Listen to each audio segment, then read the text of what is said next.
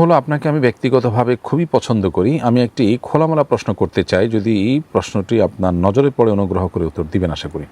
প্রশ্নটি হলো, আপনার কোনো রাজনৈতিক সংশ্লিষ্টতা আসলে আছে কিনা?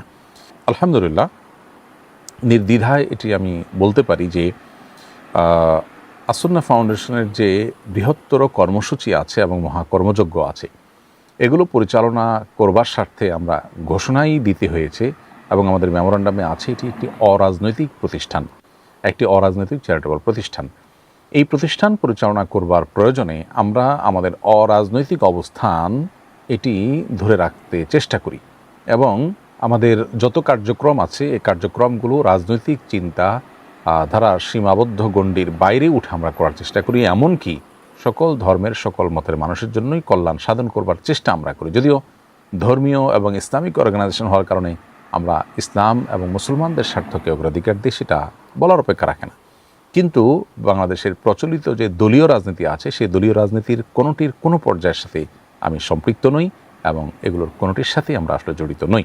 এই বিষয়টি একেবারে নির্দ্বিধায় আপনাকে সুস্পষ্ট করে আমরা বলতে পারি। আলহামদুলিল্লাহ, যারা রাজনীতি করছেন, রাজনীতির মাধ্যমে মানুষের কল্যাণ সাধন করার চেষ্টা করছেন, তারা এই কাজের মধ্য দিয়ে তারা মানুষের সেবা করার, মানুষকে সার্ভ করার জন্য হয়তো চেষ্টা করছেন। কেউ হয়তো এর মাধ্যমে আল্লাহ সন্তুষ্টি আশা করছেন, আখিরাতের মুক্তির আশায় তিনি এটি করছেন।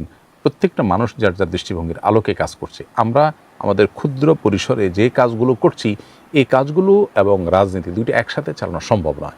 আমরা বেছেই নিয়েছি যে আমরা মানুষের সেবামূলক কার্যক্রম, দাওয়ামূলক কার্যক্রম, এর মাধ্যমে মানুষকে আমরা সেবা দিব এবং সেটার জন্য আমাদের রাজনৈতিক পরিচয় তো বটেই, এমনকি কোনো কোনো ক্ষেত্রে ধর্মীয় পরিচয়কেও আমরা মাথায় না রেখে অন্য ধর্মাবলম্বী হলে তাদের উপকার করার, কল্যাণ সাধন করবার চেষ্টা আমরা করি। তো এই জায়গা থেকে আমি আশা করি যে বিষয়টি আপনার কাছে পরিষ্কার হয়ে গেছে। আমরা অহেতুক আমাদের নিজের মনের মাধুরী মিশিয়ে বিভিন্ন মানুষ বিভিন্ন রকমের অ্যাজাম্পশন করি, বিভিন্ন রকমের ধারণা আমরা করে বসে থাকি, যেটা আসলে অনুচিত। আপনার প্রসঙ্গে আমি বিষয়টি স্পষ্ট করার চেষ্টা করলাম। প্রত্যেক মানুষকে তো কবরের 3টি প্রশ্ন করা হবে বলে জানি। নবী রাসূল সাল্লাল্লাহু আলাইহি সাল্লাম এবং জান্নাতের সার্টিফিকেট প্রাপ্ত সাহাবীদেরকেও কি এই 3টি প্রশ্ন করা হবে? বিশুদ্ধ মত অনুসারে নবীরা জিজ্ঞাসাবাদের মুখোমুখি হবেন না। আর সাহাবা ইকরাম যারা আশারে মুবাশশারা, যারা জান্নাতের সুসংবাদ প্রাপ্ত, সেই সাহাবীরাও কবরে সোয়াল জবাবের মুখোমুখি, প্রশ্নোত্তরের মুখোমুখি হবেন এবং আল্লাহ নেককার বান্দাদেরকে আল্লাহ রাব্বুল আলামিন কবরের বা বারজাখী জীবনের প্রশ্নোত্তর তাদের জন্য আল্লাহ তাআলা সহজতর করে দিবেন।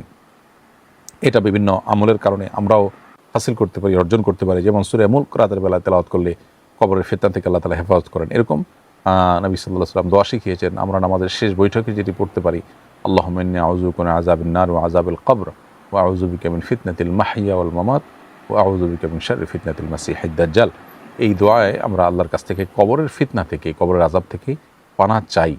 অতএব এই দোয়ার মাধ্যমেও আমরা আল্লাহর রাব্বুল আলামিনের কাছে পানাহ চেয়ে নিতে পারি। এরপরে প্রশ্ন